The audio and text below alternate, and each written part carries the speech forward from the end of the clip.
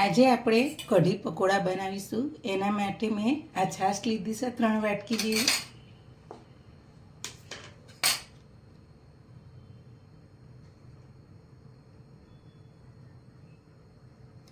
આપણે 3 ચમચી જેટલો ચણાનો લોટ નાખ્યો.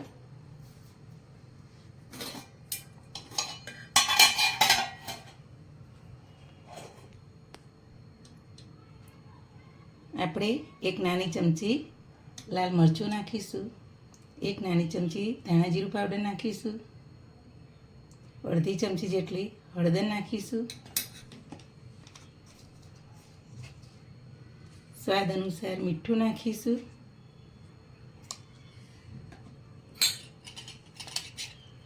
લસણ, આદુ અને મરચાંની પેસ્ટ અડધી આમાં નાખીશું, અડધી આપણે પકોડામાં નાખીશું.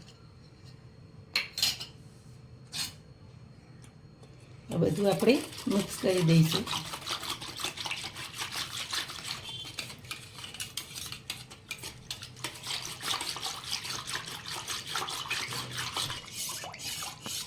હવે આપણો મિક્સ થઈ ગયું. હવે આને ઢાંકીને આપણે 5 મિનિટ રહેવા દઈશું. ત્યાં સુધી આપણે પકોડાનું બેટર બનાવી દઈએ. મેં 1 નાની વાટકી જેટલો ચણાનો લોટ લીધો. એની અંદર આપણે અડધી નાની ચમચી આપણે અહીંથી અજમો લીધો, હાથથી મસળી અને નાખીશું.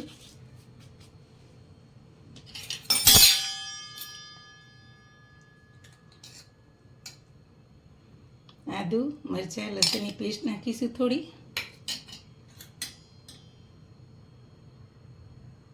મરચું નાખીશું. ધાણા જીરું પાવડર થોડો નાખીશું. સ્વાદ અનુસાર મીઠું નાખીશું.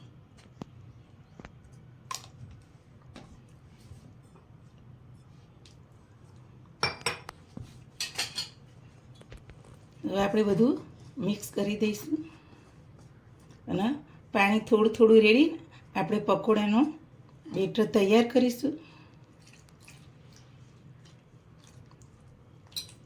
આપણે જે રીતના ભજીયા પાડીએ એ રીતના જ આપણે આ બેટર બનાવવાનું છે.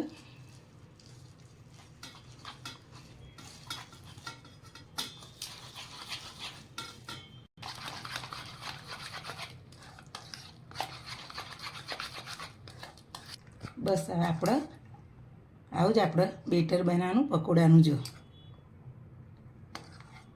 હવે આપણે આને 5 મિનિટ રહેવા દઈશું. હવે આપણે કઢીનો વઘાર કરીએ.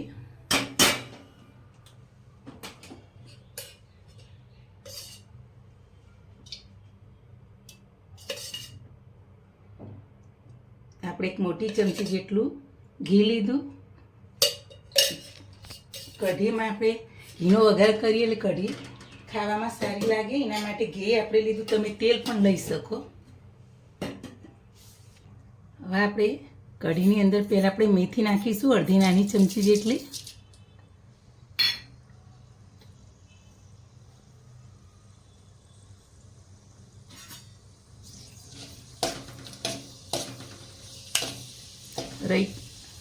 હવે રહી નાખીશું. મેથી તતરી જાય એટલે અડધી નાની ચમચી રહી નાખી. અડધી ચમચી નાની જીરું નાખીશું. આપણે લવિંગ, તજ અને લાલ સૂકા મરચાં નાખીશું. 1 કટ કરેલું લીલું મરચું નાખીશું. મીઠા લીમડાના પાન નાખીશું. આપણે આટલી આદુ મરચાંની પેસ્ટ બધી તે નાખીશું.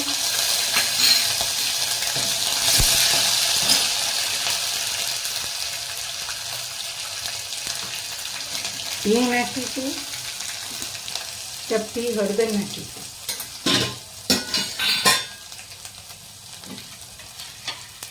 હવે આપણે આ કઢીનું બેટર બનાવી તે નાખીશું.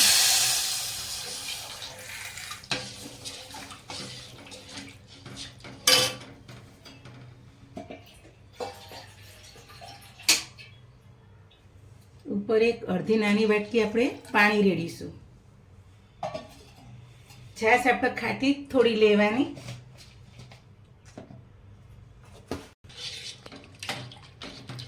હવે આપણે કઢી જેમ ઉકાળી એ રીતના જ આપણે કઢીને ઉકળવા દેવાની. કઢી ઉકળી જાય પછી જ આપણે પકોડા બનાવીશું.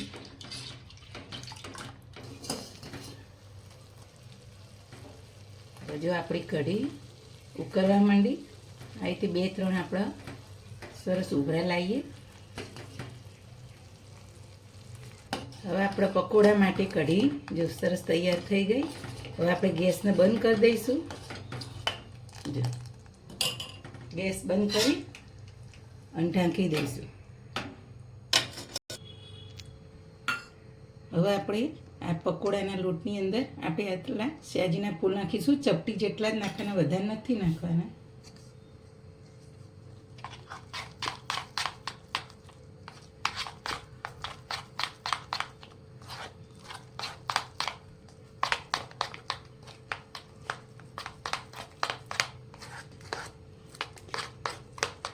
શાજીના ફૂલને આપણે આ રીતના બરાબર મિક્સ કરી દઈએ. હવે આપણે તેલ ગેસ ઉપર મૂક્યું હતું, એ ગરમ થઈ ગયું. હવે આપણે પકોડા ઉતારીશું નાના નાના.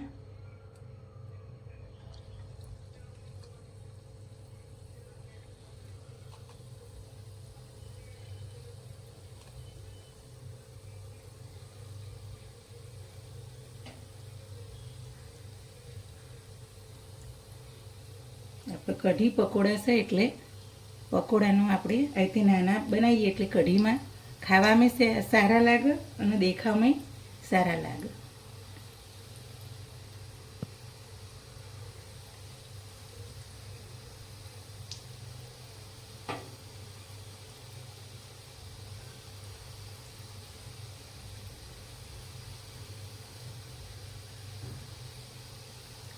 જેટલા તેલમાં આપણો સમાય એટલા આપણે નાખી જઈશું અને ગેસ આપણે થોડો ધીમો કરી દઈશું.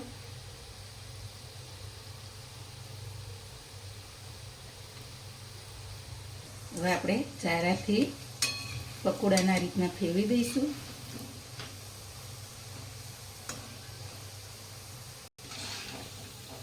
હવે આપણા પકોડા તૈયાર થઈ ગયા. આપણે હવે કાઢી લઈશું.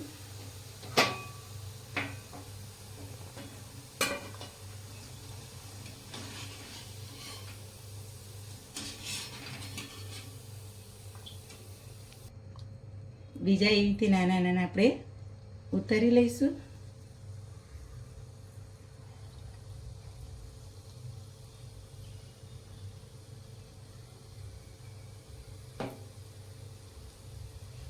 હવે આપણા પકોડા થઈ ગયા. હવે ગેસ બંધ કરી દઈશું આપણે. જો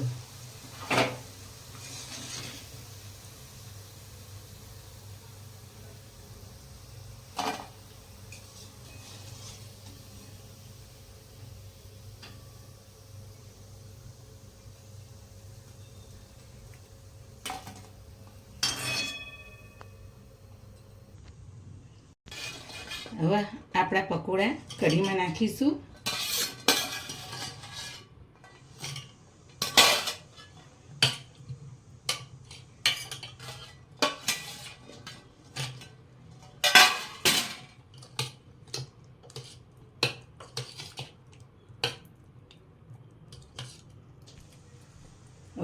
ઉપરથી આપણે હવે કોથમીર નાખીશું.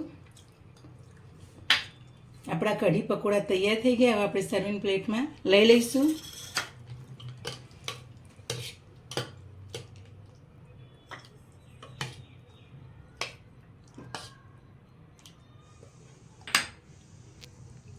હવે સર્વિંગ પ્લેટમાં લઈ લીધા. ઉપરથી આપણે કોથમીરથી ગાર્નિશ કરીશું. આપણા કઢી પકોડા સરસ તૈયાર થઈ ગયા. મારી ચેનલને શેર કરજો, લાઈક કરજો, સબસ્ક્રાઈબ કરજો નવી નવી વાનગી જોવા માટે. જો આપણા કઢી પકોડા સરસ તૈયાર થઈ ગયા.